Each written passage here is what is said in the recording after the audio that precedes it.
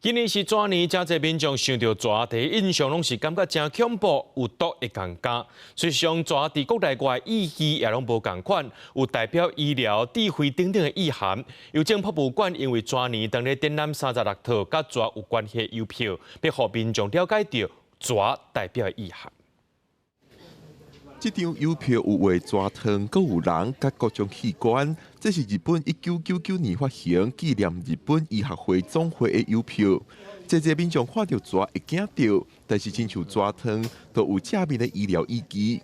过年就是蛇年，邮政博物馆办展览，展出蛇的邮票，互民众了解各种蛇的代表意义。蛇每年拢会脱皮，有着恢复甲更新的这个过程。 嘛会使讲有知影讲疗伤的能力。毋捌看过蛇啦，想讲看蛇拢是会咬人啊，是安怎会惊？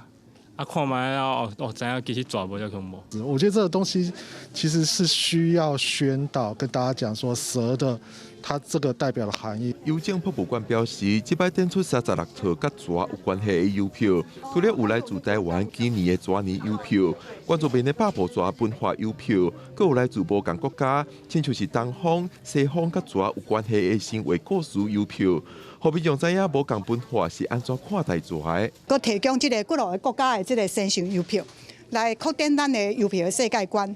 另外，我嘛规划这个东方、西方的这个神话故事的展览区，比如讲咱台湾原住民的这个8部蛇的传说。除了熟悉蛇的文化，现场也有假生态，亲像展出实体蛇骨、蛇皮，阁互民众知影，若伫野外拄着蛇，爱保持冷静，莫搅扰因的生态。邮票的展览兼顾生态教育，互民众更加了解有关蛇的知识。记者郭文正由林玉凯台北报道。